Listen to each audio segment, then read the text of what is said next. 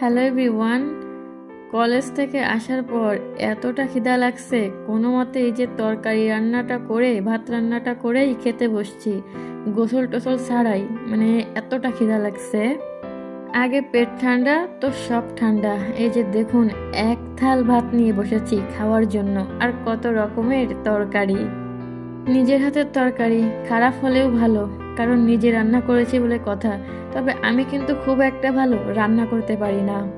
বিসমিল্লাহ বলে ভাজিটা একটু খেয়ে দেখি।